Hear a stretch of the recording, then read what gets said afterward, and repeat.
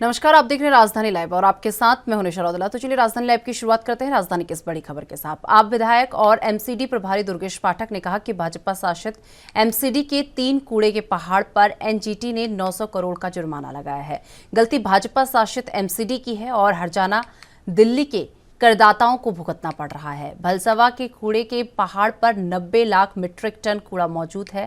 हर दिन वहां 4000 metric ton कूड़ा आता है और बीजेपी एमसीडी हर दिन 2500 मीट्रिक टन कूड़ा साफ करती है। गाजीपुर के कूड़े के पहाड़ पर 150 लाख मीट्रिक टन कूड़ा मौजूद है। हर दिन 5000 मीट्रिक टन कूड़ा आता है और बीजेपी एमसीडी हर दिन सिर्फ 2500 मीट्रिक टन कूड़ा साफ करती है। ओखला के कूड़े के पहाड़ पर 60 लाख मीट्रिक टन कूड़ा मौजूद है। हर दिन वहां 2500 मीट्रिक टन कूड़ा आता है। बीजेपी एमसीडी हर दिन सिर्फ 1500 मीट्रिक टन कूड़ा साफ करती है। 17 सालों के कार्यकाल में भाजपा को केवल 3 कूड़ों के पहाड़ों के लिए जाना जाएगा। एमसीडी चुनाव जल्द हो और आम आदमी पार्टी दिल्ली से कूड़ा भी साफ करेगी और एमसीडी को फायदे में भी लाएगी।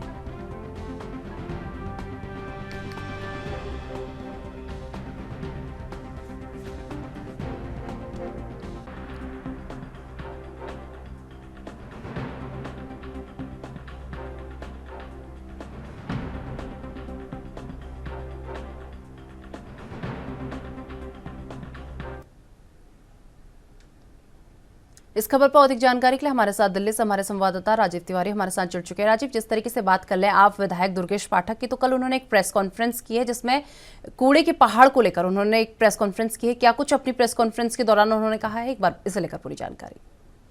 देखिए, बिल्कुल सही कहा आपने। यहाँ पर बात करें जिस तरीके से आम आदमी पार्टी के जो दुर्गेश पाठक है, कल उन्होंने एक प्रेस वार्ता की थी जिसके अंदर ये कहा गया था कि 900 करोड़ रुपए का जो जुर्माना किया गया है एनजीटी के द्वारा, वो एमसीडी के ऊपर किया गया है। यानी कि दिल्ली सरकार के ऊपर एनजीटी ने 900 करोड़ रुपए का जुर्माना किया था कि कूड़े के पहाड़ को खत्म करने के लेकर, मगर अब कहीं ना कहीं इसको लेकर राजनीति होती नजर आ रही है। क्योंकि जिस तरीके से आम आदमी पार्टी की तरफ से कहा जा रहा है कि एमसीडी की जो करनी है उसका भुगतान जो है वो अब जनता करेगी, यानी कि जो करदाता है उनको ऊपर भार पड़ता हुआ नजर आएगा।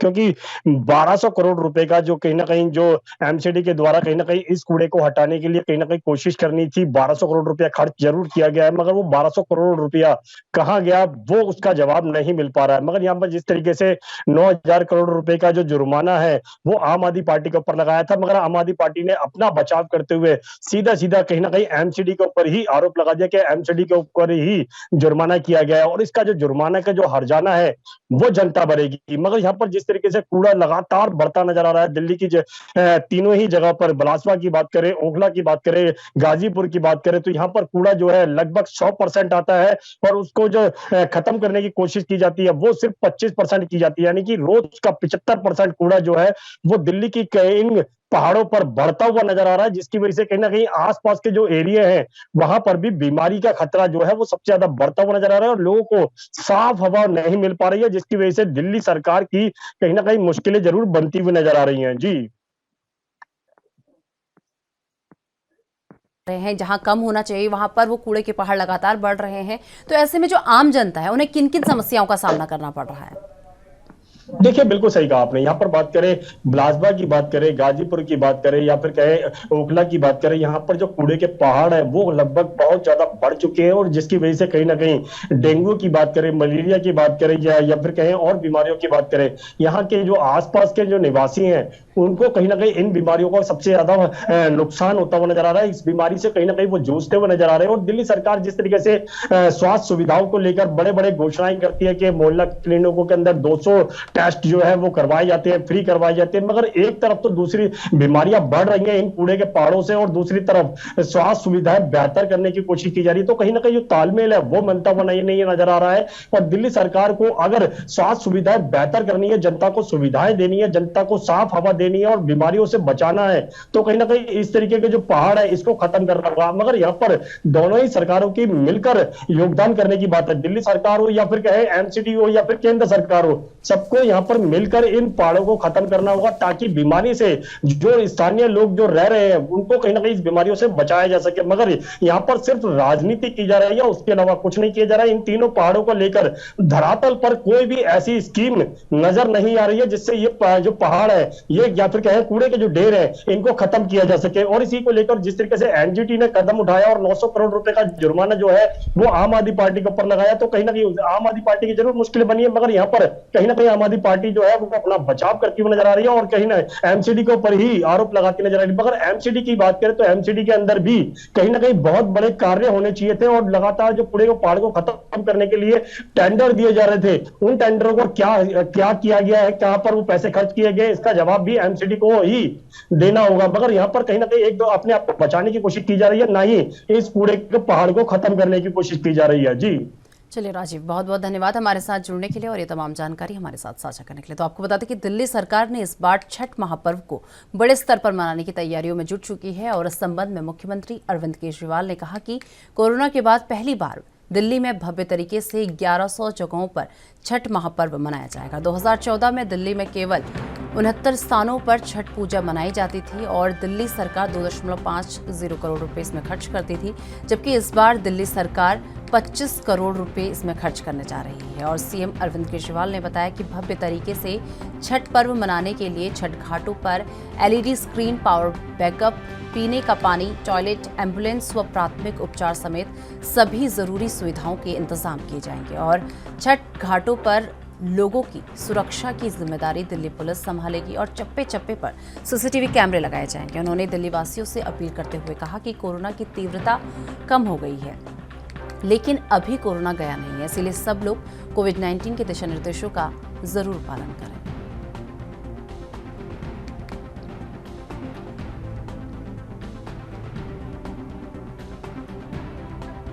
तो आपको बता दें कि इस बार छठ पर्व को मनाने के लिए दिल्ली सरकार की जो तैयारियां हैं वो शुरू हो चुकी हैं। पिछले 2 सालों से कोरोना के चलते इस पर्व को नहीं मनाया गया था, जिसके बाद अब इस पर्व को भव्य तरीके से मनाने की तैयारियां हो चुकी हैं और छठ घाटों पर विशेष इंतजाम किए गए हैं। जगह जगह सीसीटीवी कैमरा लगाए गए हैं ताकि किसी भी प्रकार की कोई परेशानी जनता को ना आए।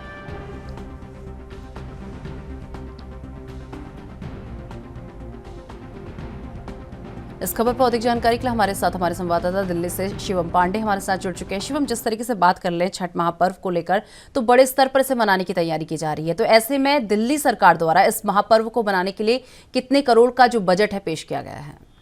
जी निशा जी, मैं बता देना चाहता हूँ कि दिल्ली के मुख्यमंत्री अरविंद केजरीवाल ने कल प्रेस कॉन्फ्रेंस से करते हुए कहा कि इस बार छठ पूजा बड़े धूमधाम से दिल्ली के अंदर मनाया जाएगा।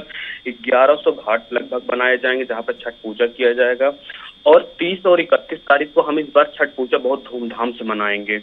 और वही बात करें कि उन्होंने कहा कि कोविड काल में हम 2 साल से छठ पूजा एक छोटे स्तर पे मनाएं, लेकिन इस बार हम छठ पूजा को लेकर बड़े धूमधाम से मनाएंगे। अभी उन्होंने कहा कि अभी तक 25 करोड़ रुपए का इसका हमारा बजट है, जिसको लेकर लाइट, पानी, बिजली 24 घंटे हम देंगे। क्योंकि कहीं ना कहीं यह देखा जाए कि गुजरात चुनाव को लेकर जहाँ के पूर्वांचली लोग ज्यादा रहते हैं, ये भी कहीं ना कहीं निशाना साधते हुए नजर आए केजरीवाल जी कि इस बार हम छठ पूजा दिल्ली के अंदर बड़े धूमधाम से मना रहे हैं। जी शिवम, वही बात कर ले, जिस तरीके से छठ पूजा का आयोजन बड़े ही भव्य तरीके से इस बार मनाया जाएगा, तो ऐसे में छठ घाटों पर सुरक्षा को लेकर क्या क्या इंतजाम किए गए हैं? बिल्कुल, उन्होंने कहा कि हम केंद्र सरकार से बात करके कि दिल्ली पुलिस केंद्र सरकार के अंडर में है, हम उनसे भी बात करते हैं। बाकी पानी, बिजली, स्वास्थ्य को लेकर पूरी व्यवस्था दिल्ली सरकार दे रही है और हम केंद्र सरकार से चाहते हैं कि बड़ी मुस्तैदी के साथ ट्रैफिक पुलिस हो या वैसे पुलिस, दिल्ली पुलिस हो, सब हमारा सहयोग करेंगे, क्योंकि इस बार हम छठ पूजा बड़े भव्य तरीके से दिल्ली के अंदर मनाएंगे। जितने हमारे पूर्वांचली भाई रहते हैं या फिर और फिर रहने वाले छठ पूजा मनाने वाले लोग, उनको एक बार दिल्ली सरकार फिर भव्य तरीके से छठ पूजा मनाते हुए दिखेगी। जी शिवम, वही बात कर ले, जिस तरीके से 2 साल बाद कोरोना के चलते ही इस तरीके का पर्व नहीं मनाया गया, लेकिन अब 2 साल बाद फिर से बड़े ही भव्य तरीके से जो है छठ पूजा का त्यौहार मनाया जाएगा, तो ऐसे में अगर देखा जाए, अगर लोगों की बात कर ले, तो ऐसे में लोगों पर किस तरीके का उत्साह, उमंग देखने को मिल रहा है जिस तरीके से 2 साल बाद ये पर्व फिर से मनाया जाएगा? जी बिल्कुल, 2 साल कोविड की वजह से लोग उतना उत्साह में नहीं मनाए, लेकिन इस बार दिल्ली सरकार खुद ही लोगों को प्रोत्साहित कर रही है कि इस बार हम सब मिलकर दिल्ली सरकार की तरफ से, दिल्ली सरकार खुद ही मिलकर हम लोग एक छठ पूजा बड़े धूमधाम से और भव्य तरीके से मनाएंगे। जी चलिए शिवम, बहुत बहुत धन्यवाद हमारे साथ जुड़ने के लिए और ये तमाम जानकारी हमारे साथ साझा करने के लिए।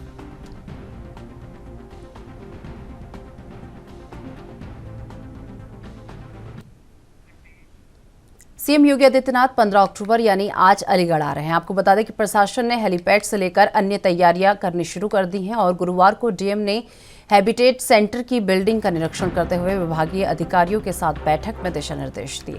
13 अक्टूबर को सीएम के आने का संभावित कार्यक्रम जारी किया गया था। हालांकि रात्रि तक सीएम के पूर्वांचल दौरे पर जाने के चलते अलीगढ़ का कार्यक्रम निरस्त हो गया था। अब गुरुवार को प्रशासन द्वारा सीएम का मिनट टू मिनट कार्यक्रम जारी कर दिया गया है। आपको बता दें कि डीएम इंद्र विक्रम सिंह, एसएसपी कलानिधि नैथानी ने स्टेट यूनिवर्सिटी हेलीपैड का निरीक्षण किया। इसके बाद हैबिटेट सेंटर की जो इमारत है उसे भी देखा और कलेक्ट्रेट में जनपद स्तरीय अधिकारियों के साथ बैठक कर डीएम ने मुख्यमंत्री के भ्रमण कार्यक्रम के दृष्टिगत विभिन्न प्रकार की तैयारियों का खाका खींचा। आपको बता दें उन्होंने धनीपुर हवाई अड्डा, राजा महेंद्र प्रताप सिंह राजा विश्वविद्यालय, पीएससी हेलीपैड, कश्मीरी एवं सर्किट हाउस एरिया और अलीगढ़ हैबिटेट सेंटर के लिए मजिस्ट्रेट नामित करने के लिए एसडीएम सिटी को निर्देश दिए। उन्होंने अधिकारियों को निर्देशित करते हुए कहा कि अपने विभागों से संबंधित लाभार्थियों की सूची और प्रगति रिपोर्ट तैयार कर उपलब्ध कराना सुनिश्चित करें।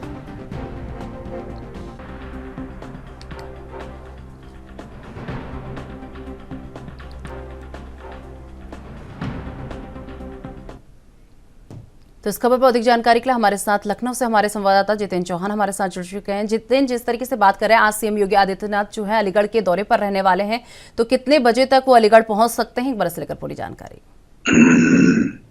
देखिए, सबसे पहले लखनऊ के एक डाक परिमंडल का कार्यक्रम है जहां पर सीएम योगी आदित्यनाथ आज शामिल होंगे और उसके बाद लगभग बात की जाए तो सीएम योगी आदित्यनाथ 400 करोड़ की परियोजनाओं का लोकार्पण करने का काम करेंगे अलीगढ़ में। और मुख्यमंत्री योगी आदित्यनाथ लगभग 3:45 पर वह पहुंचेंगे राजा महेंद्र प्रताप विश्वविद्यालय, वहां पहुंचेंगे और लगभग 3:45 से 4 बजे तक सीएम राजा महेंद्र प्रताप विश्वविद्यालय का निरीक्षण करने का काम करेंगे।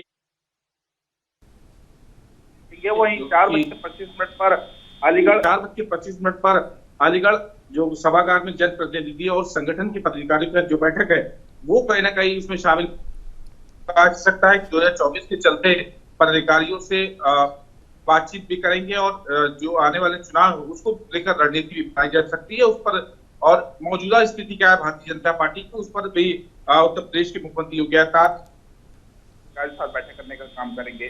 साथ ही साथ बात की जाए तो 4:45 से 5:30 तक वो जन प्रतिनिधि अधिकारियों के साथ बैठक करने का काम करेंगे। जो प्रतिनिधि हैं उनसे कहीं ना कहीं जो वहाँ जनपद के प्रतिनिधि उनसे जो अधिकारी हैं उनके साथ बातचीत करने का काम करेंगे, उनके साथ बैठक करेंगे, समीक्षा करेंगे, चाहे कानून व्यवस्था की समीक्षा हो या तमाम जो अलीगढ़ में काम चल रहे हैं उन समीक्षा की जाएगी। और लगभग 5:40 से 6:20 पर अलीगढ़ की जनपद की जो विकास परियोजना है उनका कहीं ना कहीं लोकार्पण और शिलान्यास करने का काम करेंगे।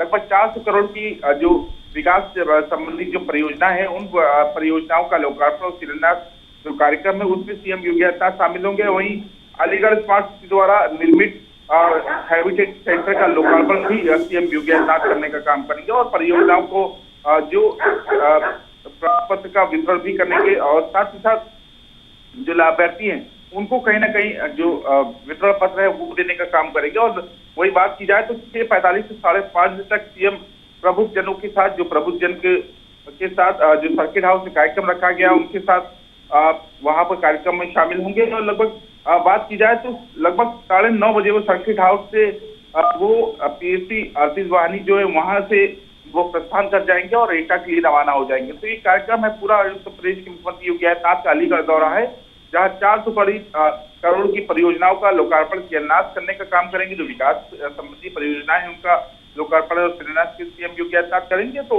साथ ही साथ समीक्षा बैठक अधिकारियों के साथ और जनप्रतिनिधि और संगठन के लोग हैं उनसे कहीं ना कहीं बैठक की जाएगी, उनसे बातचीत की जाएगी। चलिए जितेंद्र, बहुत बहुत धन्यवाद हमारे साथ जुड़ने के लिए और ये तमाम जानकारी हमारे साथ साझा करने के लिए। तो आपको बता दें कि मुंबई अंधेरी ईस्ट विधानसभा सीट पर 3 नवंबर को होने वाले उपचुनाव में उद्धव ठाकरे और एकनाथ शिंदे गुटों के बीच मुकाबला है। और 2019 के विधानसभा चुनाव में अंधेरी पूर्व से जीते शिवसेना विधायक रमेश लटके का इस साल दिल का दौरा पड़ने से निधन हो गया। इसीलिए इस सीट पर अब उपचुनाव हैं वो हो रहे हैं। और मुंबई में कई दिनों तक चले इस्तीफे के बड़े ड्रामे के बाद ऋतुजा लटके ने नामांकन दाखिल किया है। ऋतुजा लटके बीएमसी के अंधेरी वार्ड में क्लर्क थी। वो 10 साल से अधिक समय से नगर निगम में कार्यरत थी। उन्होंने कोरोना महामारी के दौरान आम जनता की सेवा की। हालांकि ऋतुजा लटके अपने पति के जीवित रहते राजनीति में बहुत सक्रिय नजर नहीं आई थी। अदालत से फटकार के बाद बीएमसी से ही ऋतुजा लटके का इस्तीफा स्वीकार कर लिया गया। दरअसल उपचुनाव को देखते हुए उन्होंने 1 महीने पहले अपना इस्तीफा दे दिया था। तब बीएमसी ने तकनीकी खामी का हवाला देते हुए ऋतुजा लटके का इस्तीफा मंजूर नहीं किया। वहीं शिवसेना के उद्धव गुट के नेताओं ने बीएमसी के कमिश्नर इकबाल सिंह चहल पर आरोप लगाया है कि वो महाराष्ट्र में बीजेपी के साथ मिलकर सत्ता पर काबिज एकनाथ शिंदे के इशारे पर काम कर रहे हैं।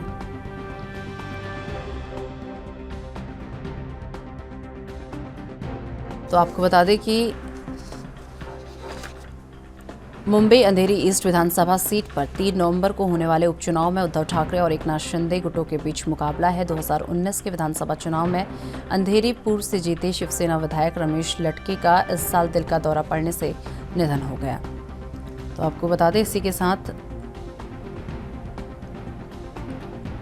इस सीट पर अब उपचुनाव हो रहे हैं। और मुंबई में कई दिनों से इस्तीफे के बड़े ड्रामे के बाद ऋतुजा लटके के नामांकन जो है उन्होंने दाखिल कर दिया है। ऋतुजा लटके बीएमसी के अंधेरी वार्ड में क्लर्क थी।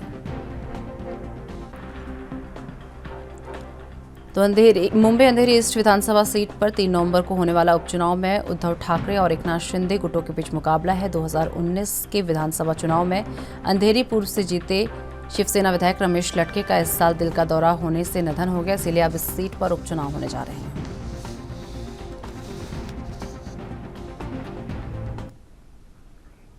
इस खबर पर अधिक जानकारी के लिए हमारे साथ हमारे संवाददाता मुंबई से सत्य प्रकाश सोनी हमारे साथ जुड़ चुके हैं।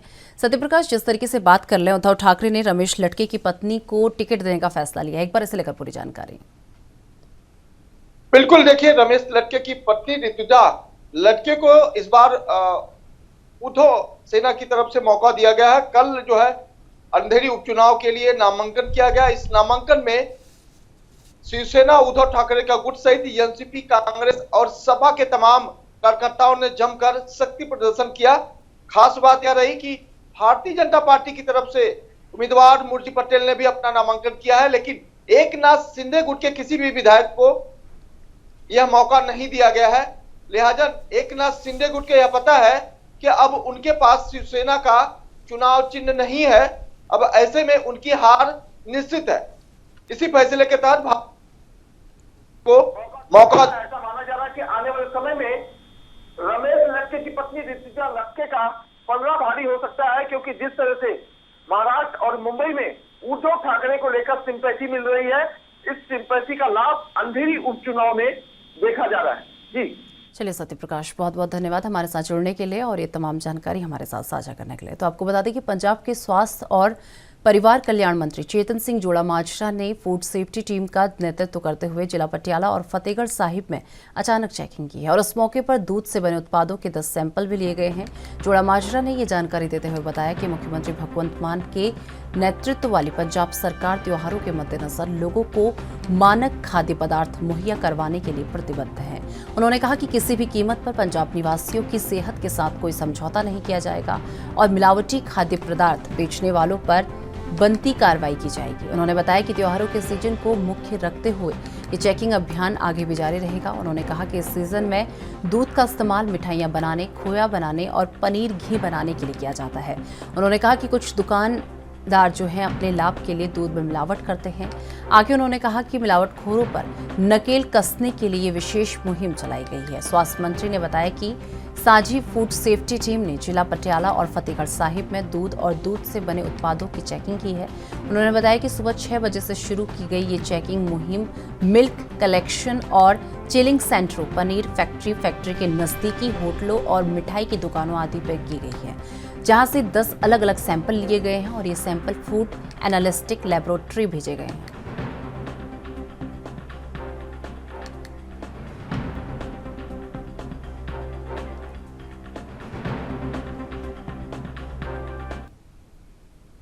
इस खबर पर अधिक जानकारी के लिए हमारे साथ चंडीगढ़ से हमारे संवाददाता अमित कुमार हमारे साथ जुड़ चुके हैं। अमित, जिस तरीके से बात कर ले, पंजाब के स्वास्थ्य मंत्री ने कल पटियाला और फतेहगढ़ साहिब में अचौक निरीक्षण किया है। इस दौरान क्या क्या खामियां वहां पर पाई गई हैं, एक बार से लेकर पूरी जानकारी। देखिए, जैसे कि फेस्टिवल सीजन शुरू हो चुका है इस महीने, अगर हम कहें कि सबसे ज्यादा फेस्टिवल्स हैं, अभी हम करवा चौथ की बात कर ले या फिर आने वाली दिवाली की बात कर ले, तो काफी ज्यादा अगर हम कहें कि इस टाइम फेस्टिवल्स में दूध की डिमांड बढ़ जाती है। सबसे ज्यादा दूध का डिमांड अगर इसी तौर पे करें कि जितने भी मिठाइयों की दुकान है वो यूज करती है, और इसी दौरान अगर हम कह सकते हैं कि डुप्लीकेट पनीर और डुप्लीकेट दूध सीधे तौर पे मार्केट में आना शुरू हो जाता है। और इस चीज को देखते हुए खुद पंजाब के सेहत मंत्री चेतन सिंह जौड़ा माजरा वो खुद औचक निरीक्षण के लिए उतरे। वो पटियाला और फतेहगढ़ साहिब में अलग अलग जहां पर चिलिंग सेंटर्स हैं, जो मेन सेंटर्स हैं जो बाकायदा दूध और पनीर प्रोवाइड करते हैं, उनका निरीक्षण करने गए। और जहां जहां डाउट लगा, देखिए जहां पे गंदगी मिली, जहां पे अगर हम कहें कि दूध की क्वांटिटी में कोई हेरफेर दिखी, तो वहां सभी जगहों से सैंपल्स ले गया। ऑल ओवर पटियाला और श्री फतेहगढ़ साहिब से 10 सैंपल्स कलेक्ट किए गए और उनकी टेस्टिंग की जाएगी। क्योंकि एक चीज बिल्कुल क्लियर कट है, पंजाब के स्वास्थ्य मंत्री कहेंगे कि पंजाब के लोगों के सेहत से किसी को खेलने नहीं दिया जाएगा, किसी तरह की करप्शन, किसी तरह की एडल्ट्रेशन बर्दाश्त नहीं की जाएगी, और हर संभव कोशिश की जाएगी कि पंजाब के लोगों को अच्छा और स्वस्थ सामान मिले। जी अमित, वहीं बात कर ले, जिस तरीके से कल जोड़ा माजरा द्वारा जो है चेकिंग की गई है, उसके बाद उनके द्वारा क्या क्या जानकारी यहाँ पर दी गई है, और इसके साथ ही जो मिलावटखोर है उन्हें क्या चेतावनी उनके द्वारा दी गई है? देखिए, तो हम कह सकते हैं कि पंजाब के सेहत मंत्री ने बिल्कुल खुद उनका स्टेटमेंट सामने आया है, जो अलग अलग सेंटर्स में गए हैं, क्योंकि पंजाब में त्योहार का सीजन है।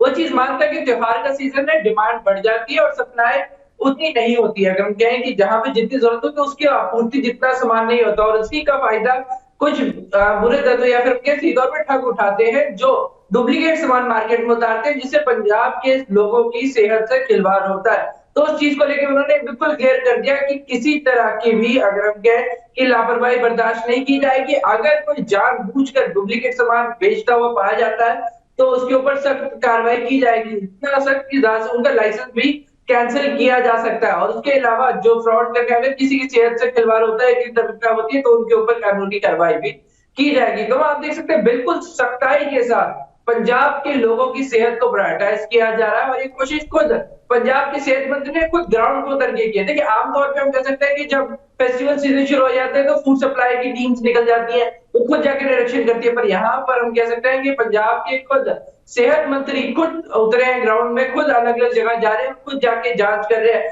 तो इस चीज को दर्शा रहे हैं कि वो कितने ज्यादा गंभीर है पंजाब के लोगों की सेहत के लिए, और किसी तरीके से भी किसी को भी पंजाब के लोगों की सेहत से खिलवाड़ नहीं करने देंगे।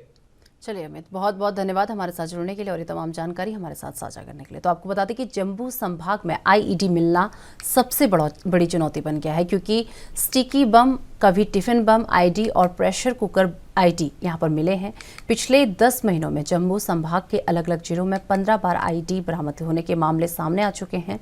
जम्मू संभाग का कोई भी जिला नहीं बचा है जहाँ आईडी ना मिले हो, यहाँ तक कि आईईडी के हमले भी यहाँ पर किए गए हैं।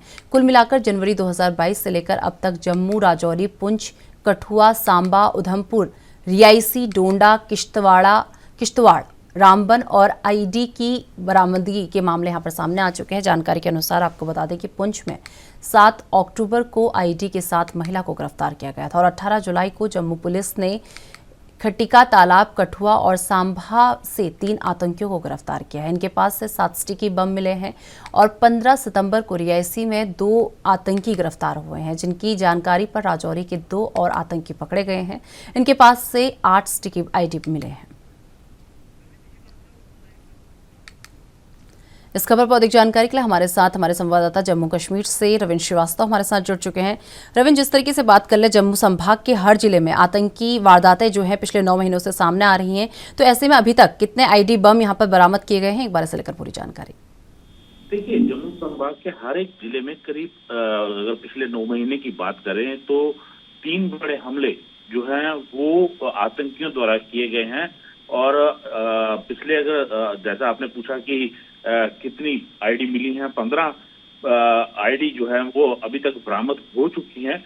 हर जिले के अंदर अगर कहा जाए तो 10 महीने के अलग अलग कहा जाए तो 15 बार आईडी मिल चुकी है। और कहीं ना कहीं जिस प्रकार से पाकिस्तान से लगातार आईडी भेजी जा रही है, ड्रोन के जरिए हथियार भेजे जा रहे हैं, तो ये दर्शाता है कि जिस प्रकार से पिछले दिनों देश के गृह मंत्री अमित शाह का दौरा रहा या फिर कोई भी बड़ी वीआईपी मूवमेंट हो, उससे पहले पाकिस्तान में बैठे आतंकियों के आका जो हैं और वो लगातार कोशिश कर रहे हैं कि जो पुराने आतंकी जो आतंकवाद की राह छोड़ चुके हैं उनको फिर से रिवाइव किया जा रहा है, उनको फिर से मोटिवेट करके उन्हीं के जरिए ये स्टिकी बम या आईडी जो है वो लगाए जा रहे हैं। और 3 बार उधमपुर के अंदर हमला जो है वो स्टिकी बम के जरिए हो चुका है। कहा जाए तो जनवरी 2022 से लेकर अब तक जम्मू, राजौरी, पुंछ, कठुआ, सांबा, उधमपुर, रियासी, डोडा, किश्तवाड़, रामबन, यहाँ हर एक जिला अगर देखा जाए जम्मू संभाग का तो वहां पर आईडी मिली है। और साथ ही में कहा जाए तो जिस प्रकार से राजौरी में एक आतंकी पकड़ा गया था तालिब हुसैन, उसी की निशानदेही पर 7 जो मॉड्यूल आतंकी मॉड्यूल थे उनको ध्वस्त किया था जम्मू कश्मीर पुलिस ने। और बाकायदा उसके लिए उन्होंने पत्रकार वार्ता भी की थी और काफी भारी मात्रा में असला जो है वो बरामद हुआ था। इसी प्रकार से अभी उधमपुर में 2 ब्लास्ट हुए, एक रात को और एक सुबह के समय में। हालांकि उसमें कोई जानी नुकसान नहीं हुआ, लेकिन कहीं ना कहीं अमित शाह की मूवमेंट से पहले जिस प्रकार से ये आईडी ब्लास्ट हुई, स्टिकी बम जो ब्लास्ट किए गए, इसके पीछे पाकिस्तान का हाथ सामने आ रहा था। और कठुआ के इलाके से ही जो बसंतगढ़ का इलाका है वहां पर जो एक्टिव आतंकी था, जो आतंकवाद की राह छोड़ चुका था, उसी के जरिए फिर से आतंकवाद को इन इलाकों में जिंदा करने की कोशिश जो है वो की गई थी। और वहीं से उसने स्टिकी बम लिया और उधमपुर में ब्लास्ट किए, क्योंकि कुछ ही दिन बाद जो है वो अमित शाह का दौरा था। हालांकि कहा जाए और भी आतंकी जो है उसी की निशानदेही पर गिरफ्तार किए गए थे। जी चलिए रविंद्र, बहुत बहुत धन्यवाद हमारे साथ जुड़ने के लिए और ये तमाम जानकारी हमारे साथ साझा करने के लिए। छत्तीसगढ़ के सरकारी अधिकारियों कर्मचारियों को प्रदेश सरकार ने दीपावली से पहले एक बड़ा तोहफा दिया है। आपको बता दें कि कर्मचारियों को अक्टूबर में महंगाई भत्ता बढ़ा हुआ मिलेगा और 7वें वेतनमान वालों को अब 33% और 6वें वेतनमान वालों को 201% डीए मिलेगा।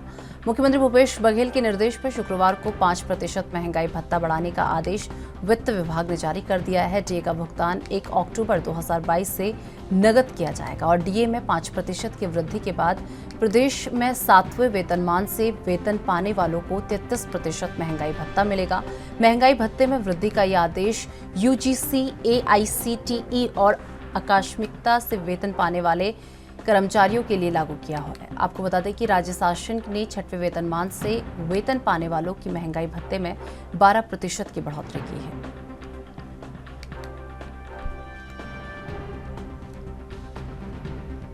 इस खबर पर अधिक जानकारी के लिए हमारे साथ हमारे संवाददाता रायपुर से अखिलेश तिवारी हमारे साथ जुड़ चुके हैं। अखिलेश, जिस तरीके से बात कर ले छत्तीसगढ़ में कर्मचारियों की अगर बात कर ले तो दीपावली से पहले बहुत बड़ा तोहफा यहाँ पर कर्मचारियों को मिल गया है। महंगाई भत्ते पर जो है बढ़ोतरी कर दी गई है, एक बार पूरी जानकारी। देखिए, जिस तरीके से मुख्यमंत्री भूपेश बघेल से आस लगा करके बैठे जो कर्मचारी थे, लगातार अपनी मांगों को लेकर के प्रदर्शन भी किए हुए थे, जिस प्रदर्शन को लेकर के काफी चर्चा भी की गई थी और कर्मचारी अपने काम पे लौट नहीं रहे थे। इसी को लेकर के मुख्यमंत्री भूपेश बघेल ने साफ निर्देश जारी किया था कि अगर जो कर्मचारी लौटते हैं और सहमति जारी करते हैं, उनको एक बड़ा तोहफा के तौर पे बाद में जो डीए है उसको बढ़ा करके दिया जाएगा। तो निश्चित तौर पे इस जो बढ़ोतरी की गई है महंगाई भत्ते पे, उसमें काफी राहत मिलने वाली है। और दिवाली के पहले जिस तरह से महंगाई भत्ते पे बढ़ोतरी की गई है वो काफी एक सबसे लाभप्रद बात है, क्योंकि राज्य सरकार के जो कर्मचारी हैं उनकी काफी ज्यादा महंगाई भत्ते कम दिखाई पड़ती थी और कम था, इसलिए काफी ज्यादा परेशानियों का सामना करना पड़ता था, क्योंकि महंगाई जिस तरीके से सत्र बढ़ती जा रही है उसको लेकर के आम जन से लेकर के कर्मचारी वर्ग के लोग सबसे ज्यादा परेशान नजर आ रहे थे। जी अखिलेश, जिस तरीके से बात कर लें, डीए में 5% की वृद्धि हुई है, तो ऐसे में आप कर्मचारियों में किस प्रकार का, उनका क्या कुछ कहना है, किस प्रकार का उत्साह उनमें देखने को मिल रहा है? कर्मचारी कल जिस तरीके से बात करते नजर आ रहे थे, मीडिया लगातार उनसे चर्चा भी की। उनका कहना है कि 5% के अलावा अगर कर्मचारियों का कहीं 10% तक की वृद्धि होती तो ज्यादा राहत मिलती।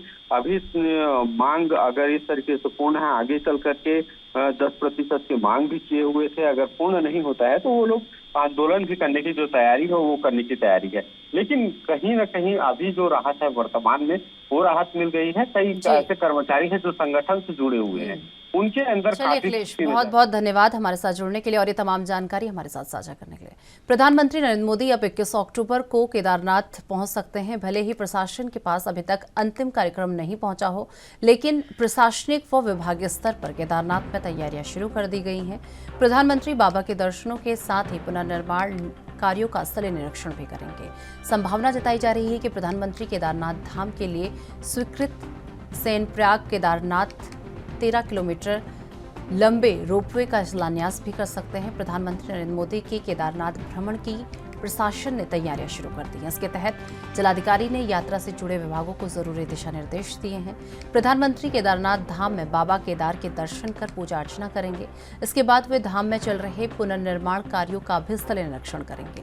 प्रधानमंत्री बनने के बाद पीएम मोदी 6वीं बार केदारनाथ पहुंच रहे हैं। जिलाधिकारी मयूर दीक्षित ने बताया कि प्रधानमंत्री मोदी के 21 अक्टूबर को केदारनाथ आने की उम्मीद है।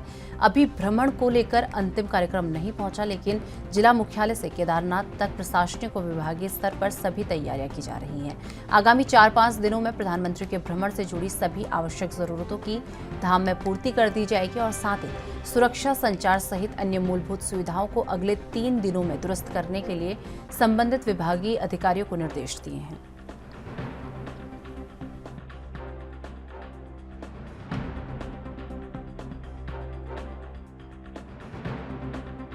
इस खबर पर अधिक जानकारी के लिए हमारे साथ देहरादून से हमारे संवाददाता तारिक अंसारी हमारे साथ जुड़ चुके हैं। तारिक, जिस तरीके से बात करें, संभावना ये जताई जा रही है कि पीएम मोदी 21 अक्टूबर को केदारनाथ आ सकते हैं। एक बार इससे लेकर पूरी जानकारी।